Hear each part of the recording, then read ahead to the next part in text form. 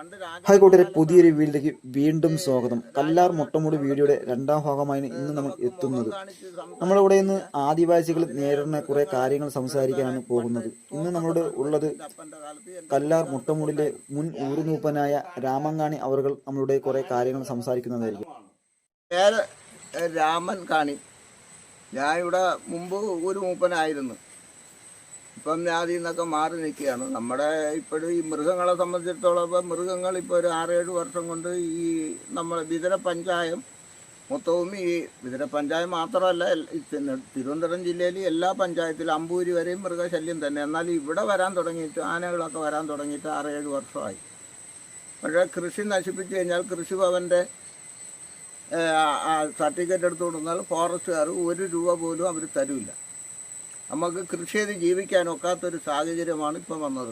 അത് ആനയുണ്ട്, പുലിയുണ്ട്, കരടിയുണ്ട്, കടമാനുണ്ട്, കുരങ്ങനുണ്ട്, മലയണ്ണാനുണ്ട്, എല്ലാ മുള്ളം പന്നി ഇതെല്ലാമായിട്ട് നമുക്ക് കൃഷി ചെയ്ത് ആദിവാസി മേഖലയിൽ ആദിവാസികൾക്ക് വീട്ടിൽ പോലും കിടന്നുറങ്ങാൻ ഒക്കാത്തൊരു സാഹചര്യമാണ് ഇപ്പോഴിവിടെ ഉണ്ടായിരിക്കുന്നത്. സർക്കാരുകൾ ഇതൊന്നും ചെയ്യണില്ല. പണ്ട് രാജഭരണകാലത്താണെങ്കിൽ രാജാവിനെ അവിടെ ചെന്ന് നമുക്ക് മുഖം കാണിച്ച് സംസാരിച്ചു കഴിഞ്ഞാൽ അതിനെ മൃഗങ്ങളെ തുരത്താനായിട്ട് പണ്ട് തോക്കൊക്കെ തരുമായിരുന്നു. എൻ്റെ അപ്പൻ്റെ കാലത്ത്, എൻ്റെ കുട്ടിക്കാലത്തൊക്കെ ഉണ്ടായിരുന്നു. ഇന്ന് അതൊന്നുമില്ല.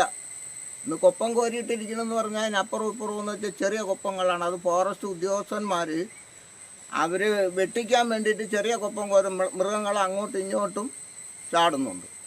അപ്പോൾ അതിൽ എത്രയോ കോടി രൂപകളാണ് ഇവർ പറ്റിച്ചുകൊണ്ടിരിക്കുന്നത്, ഫോറസ്റ്റ് ഉദ്യോഗസ്ഥന്മാർ.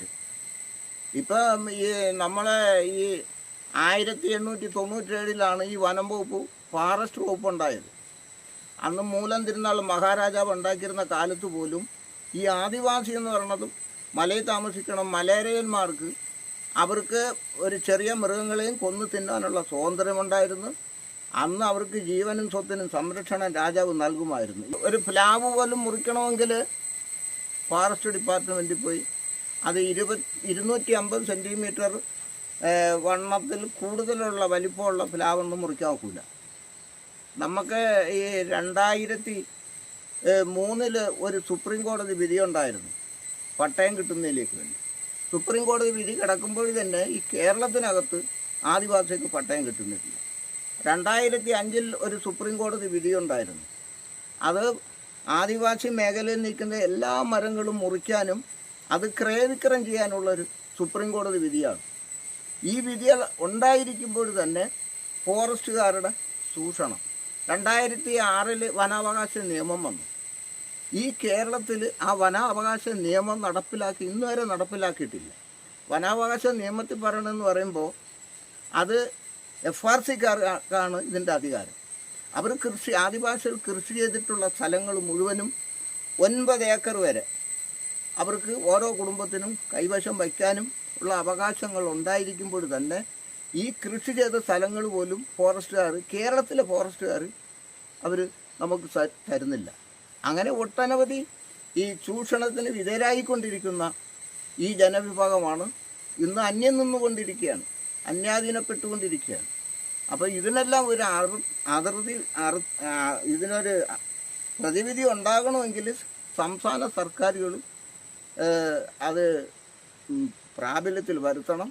അതുപോലെ തന്നെ ഫോറസ്റ്റ് ഉദ്യോഗസ്ഥന്മാരുടെ ചൂഷണത്തിന് നിന്നും നമ്മൾ മോചിതരാകണമെങ്കിൽ ഈ വനാവകാശ നിയമം നിർബന്ധമായി നടപ്പിലാക്കണമെന്നാണ് എനിക്ക് പറയാനുള്ളത്.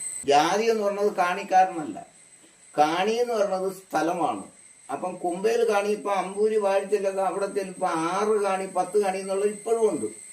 അങ്ങനെ കുമ്പയിലെ കാണി 72 കാണി എന്നാണ് പറഞ്ഞത്. 72 കാണി എന്ന് വെച്ചാൽ 72 സ്ഥലം. അപ്പം അതിലെ മൂത്ത ആളിനെയാണ് കാണിക്കാരൻ എന്ന് പറയുന്നത്. ബാക്കിയുള്ളൊരു ചുറ്റാളും പേരും മലയരയന്മാരെന്നും പറയും. അപ്പം ഈ കോട്ടൂർ വനത്തിൻ്റെ ആ പരിസരങ്ങളെല്ലാം കൂടെയാണ് 32.5 കാണി. അത് ഇവിടെ ഇരിക്കുമ്പോൾ തെക്കമല എന്ന് പറയും, 22.5 കാണി. അവിടെ നിന്ന് ഇങ്ങോട്ട് വരുമ്പം വടക്കമലയാണ്. വടക്കമലയിലാണെങ്കിൽ 22.5 കാണി. ഈ ഓടത്തൻപാറ അരക്കാണിയാണ് ഈ അരക്കാണിയായിട്ട് ഇവിടെ കിടക്കുന്നത്. അപ്പം ഈ കാണി എന്ന് പറഞ്ഞത് സ്ഥലം എന്നുള്ള അർത്ഥമേ ഉള്ളൂ, അതൊരു ജാതിയോ ഒന്നുമല്ല.